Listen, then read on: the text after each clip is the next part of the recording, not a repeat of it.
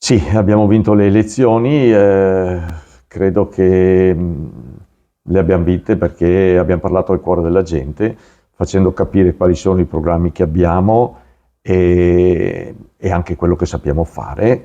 È stata una battaglia abbastanza dura, devo dire, perché è la quarta campagna elettorale a cui partecipo, ma questa è stata davvero tosta. Comunque, insomma, avevamo una squadra di ragazzi giovani e meno giovani, ma tutti davvero estremamente motivati e il risultato è un risultato, insomma, grazie anche a tutto quello che hanno corso loro. Abbiamo fatto un mese molto intenso, ma abbiamo passato il territorio e il territorio poi alla fine ha risposto. Abbiamo raccolto anche tante richieste, per dire il vero, ehm, che erano, insomma, non erano inserite all'interno del programma di mandato che abbiamo depositato e quindi ci sono ulteriori cose da fare per rendere questo paese il paese in cui tutti vogliamo essere orgogliosi di abitare.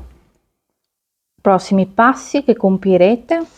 Beh, ieri sera ho fatto una riunione con i ragazzi che dovrebbero far parte della giunta, adesso insomma in base alle competenze ho già distribuito anche le deleghe e aspettiamo qualche giorno che tutti comunichino alle aziende in cui operino per essere insomma tranquilli e poi lunedì formalizziamo tutto e andiamo a correre immediatamente, non possiamo fermare le cose che sono già in corsa e ce ne sono altre che non possono aspettare perché aspettare vuol dire perdere tempo, il tempo non siamo abituati a perderne.